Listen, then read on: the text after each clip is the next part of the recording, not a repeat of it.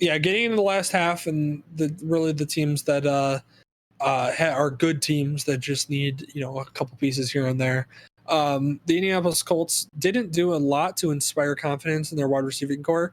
Yeah, they did get they brought back Ty. They have Michael Pittman, and yes, they did bring in Watkins. Right. They did bring in Watkins, yeah, but I don't feel confident in Michael Pittman and Watkins being my number 1 and 2 wide receivers. So go out and get Rashod Bateman, who a lot of people thought was one of the top receivers in the draft early on in the draft, and then Jamar Chase, Devontae Smith, Waddle with the speed. But I think Rashod Bateman gets a little overshadowed, so I think he would be a great pick right here. 6'2", so he definitely has number 1, number 2 type of ability to step into that offense. So I think that, and the Colts are sitting pretty in a position where they don't need a lot at all. They think they have their quarterback. They have a good running back core. They have a great offensive line. They have a good defense. They really don't need anything. So, get a luxury pick in Rashod Bateman, who might work out really well for you at wide receiver. Tennessee Titans lost Adoree Jackson. They lost Malcolm Butler as they cut him. So they really are desperate at secondary. They haven't done anything really to upgrade it or to really kind of bolster the secondary in the number 1, number 2 positions in their secondary. So I think Caleb Farley makes the most sense here. He fell a little bit in this mock over my previous ones just because there's been a lot of injury concerns that's propping up a lot more in his kind of hype. Is the initial hype of Caleb Farley was super high, and he was, again, in my mocks, he was gone off the board much higher than 22. But I think he falls because there's been a lot more issues lately popping up around his injury history and things like that. So that always plays a factor, and you kind of have to read in between the lines, because when you start hearing that kind of stuff, it usually is coming from somewhere, and it's usually coming from scouts and people that are making the decisions to draft these guys. So that makes sense there. And then the New York Jets, the next pick, they drafted Zach Wilson to be their quarterback.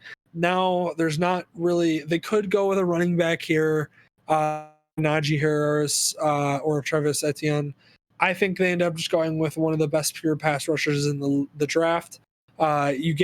If you walk away from this draft with Zach Wilson and Gregory Rousseau, you've had a great draft, because you've gotten your starting quarterback for the future, and then you've got your starting pass rusher who's going to be the anchor of your defense for the next 5 to 10 years on both sides of the ball. So that would be a great draft, and I think that's where they end up going there.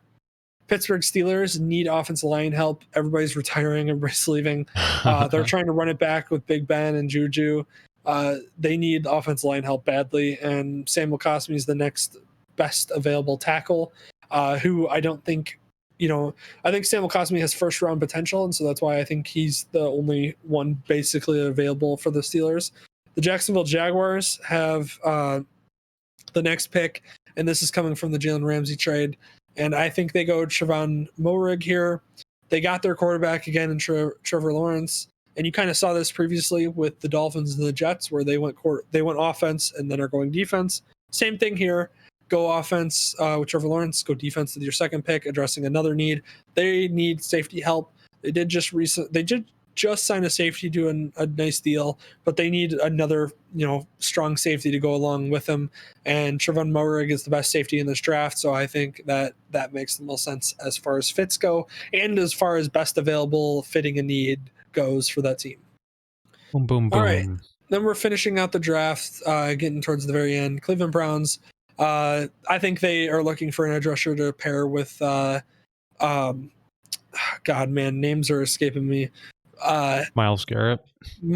They need a pass rusher to pair with Myles Garrett, but they need one to also complement Myles Garrett's game, which is more of a power pass rushing. So they go with Azeez here, who is more of a speed rusher out of Georgia. So that makes more sense to me. Pairing those two together finally gets hopefully a compliment to Myles Garrett on that defensive line. Again, this is another team that was really good and has a lot of potential everywhere, and injuries kind of held some of that secondary back. They did bring in Johnson, who's going to be an unbelievable upgrade to that secondary. So I think it makes sense for me to pair a good pass rusher in the draft with Myles Garrett and move forward with that team. Baltimore Ravens are the next team. They need edge rush help. Again, another team that, as we get closer to the top, you kind of see these teams that really don't need a lot, but needs specific type of groups. Jason Owa is a guy that I've seen actually mocked to them a couple different times. I think it just makes sense to me because I think all the pass rushers above that are gone leads them to basically take the next best available pass rusher. May not be the best talented, may not even be a first on talent, but edge rush is so crucial and so important, and they need it. So it makes sense for them to go with Jason Owa here. And then the New Orleans Saints are going through a transition period where, maybe it works out with Hill and the quarter. Oh God, man, names are really killing me. Maybe it works out with Hill and their who's the other quarterback that they signed? Jameis Winston.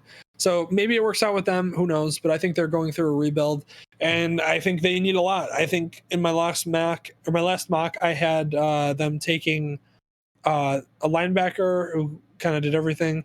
This time around, I think that they go with Greg Newsome. They just lost Janoris Jenkins. They needed a corner to pair next to Marshawn Lattimore.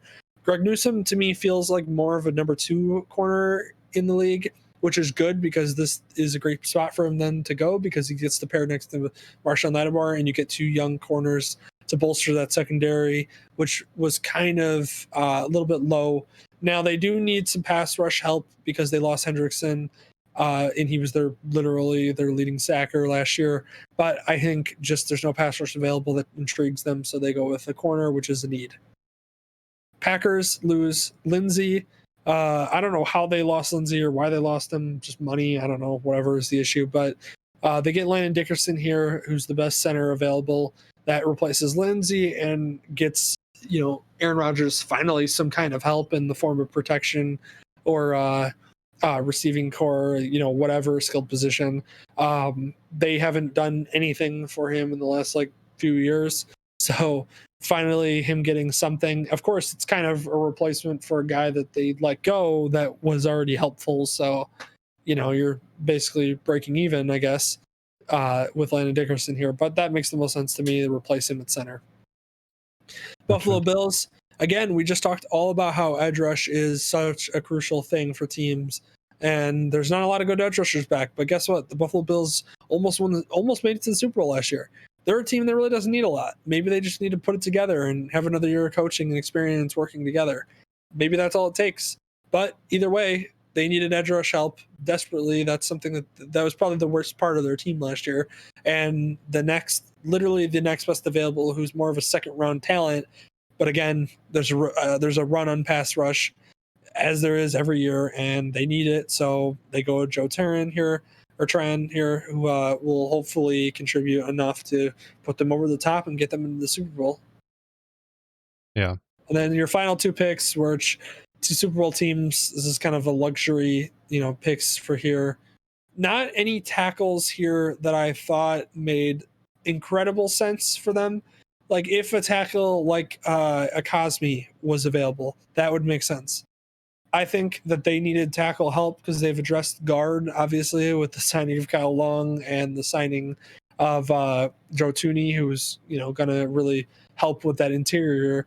They got rid of both their tackles, though, so they need tackles desperately. And if they potentially are going to stretch Kyle Long to a right tackle position instead of right guard, then they need left tackle no matter what. And protect Patrick Mahomes. It was unbelievably apparent that they needed to last year. They go and get the next best tackle, in my opinion, Liam Eckenberg out of Notre Dame. He's, again, early second round grade on him probably, but they need it. And it's at this point you're pulling hairs for just what can we get that'll add to the team. And again, that's how I feel with the Tampa Bay Buccaneers here in the next pick.